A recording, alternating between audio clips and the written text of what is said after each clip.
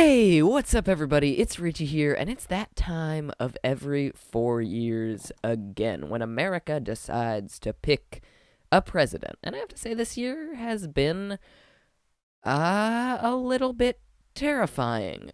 People on both sides are very passionate about this subject, also potentially very angry about it, and potentially very worried about the outcome, which should be happening very soon. So we're going to counter that with the least worrying thing on the planet, Minecraft. Unless, of course, you get blown up by a creeper, in which case it's pretty worrying. Never mind. Forget what I said there. So what I've got here for you today is different ways to make polls in Minecraft. Little thingamabobbers where you and your friends can vote on certain subjects in an orderly way.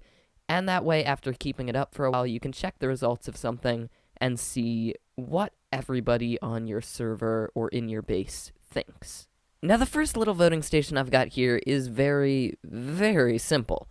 Basically, we have a button with a label for what that button is, the same below it, and around back here we just have two droppers facing into a hopper that goes down into a chest. Now, in dropper number 1, which, as you remember, was the one that would get us to vote for Creeper, we just have a stack of paper that says Creeper. We named it with an anvil.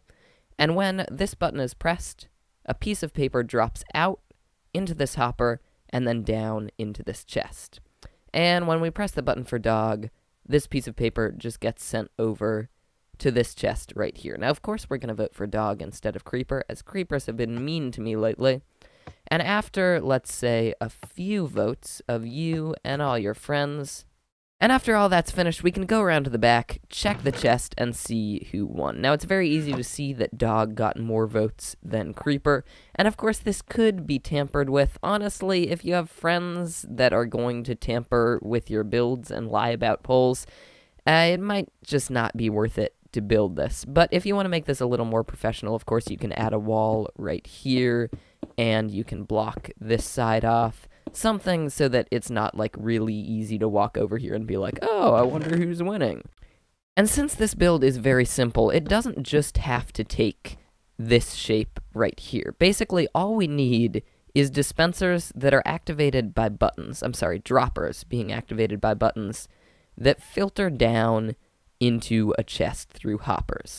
And if we decide to take some blocks away here, you can see we just have a bunch of hoppers going down, this one going into this chest, and basically we're just filling in this area so that all of our items will flow down to the bottom chest. And after a few votes, even though there aren't any items in here, if there were, you would be able to see who won. And also, since these buttons are cool, and I know someone's going to ask how to make them, to make these things, you place an item frame down, you aim at the hitbox of this block, but not inside this item frame, and right-click with a button, which will place it here like this, and then we right-click on this item frame with glass, spin it once, and there you go. Cool little glitch. So our last build was pretty cool, and it gave us a way to choose from several options in a vote. But what if you don't want to choose? What if you just want to write in whatever you'd like for whatever you're voting on, and then have those filter down into results? Then this machine is for you. Basically what happens is we step down on this pressure plate right here. We are given a piece of paper. We can name this anything we want, and then we grab it and throw it down, and it disappears. It's sucked up in this minecart right here, and is picked up into a dispenser or a chest or whatever you want, and kept there until someone checks the results. And this one works in a little bit more of a complicated way, but it's still fairly easy to understand. Up here we have a pressure plate with 2 solid blocks and an anvil on top of it so we can name items. And then down below it we have a dispenser right here with empty paper in it facing upward into this block right here.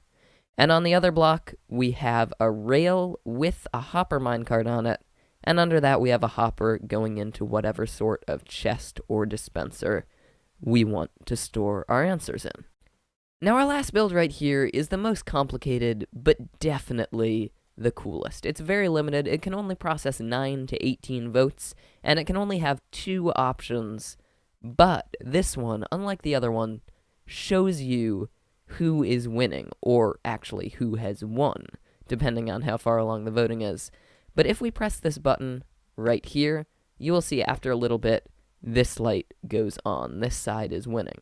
If we press this button here, you'll see that they're tied, but if we press this button again, it'll take a little bit, but as you can see, this side is now ahead. Let's press this button again, and they're tied again.